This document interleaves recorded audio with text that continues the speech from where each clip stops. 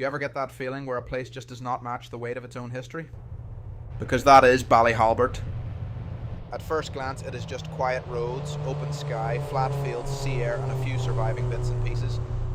But during the Second World War, this was one of the key fighter airfields on the Ards Peninsula, built fast as Northern Ireland scrambled to protect Belfast, the shipping lanes, and the approaches across the Irish Sea.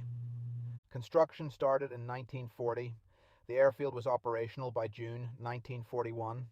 It officially opened on the 28th of June that year. It had 3 tarmac runways, 2 bellman hangars, and 12 blister hangars. Over the next few years, it hosted RAF, WWII, Royal Navy, Army, American, and Polish personnel. In Ballyhalbert, you can see the runways behind us.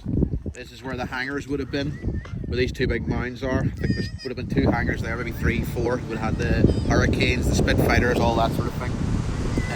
Actually on the base. The famous Squadron 303 and the 315 Squadron, both Polish squadrons, actually trained here before they went off and actually fought in the Battle of Britain.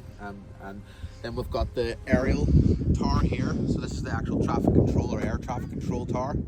So we'll go over there and have a look.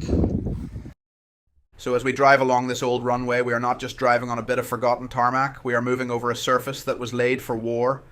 Fighters rolled here, engines screamed here, ground crews worked here in wind and rain and blackout conditions. Young pilots lifted off from this exact ground, not knowing if they were heading for patrol, training, rescue cover, or death. That is what makes a site like this so powerful. The landscape looks calm, but the story underneath it is anything but calm.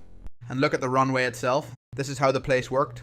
Ballyhalbert was a fighter command station. The whole field was designed to get aircraft airborne fast.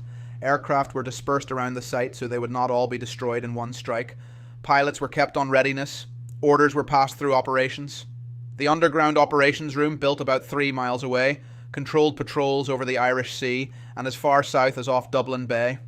When a patrol was needed, men ran, engines turned over, and aircraft rolled out onto these runways. This was not romantic. It was a system. Concrete, telephone lines, plotting, weather, fuel, guns, and discipline. And that matters, because when people think of an airfield, they often think only of the aircraft. But an operational wartime airfield was really a machine made of many parts. The tower saw and signalled, the operations room tracked and directed, fitters serviced engines, armourers loaded ammunition, refuelers kept aircraft ready, ground crews hauled, repaired, checked and cleaned. The runway was only the visible end of a much bigger nerve system. Ballyhalbert was built to launch fighters quickly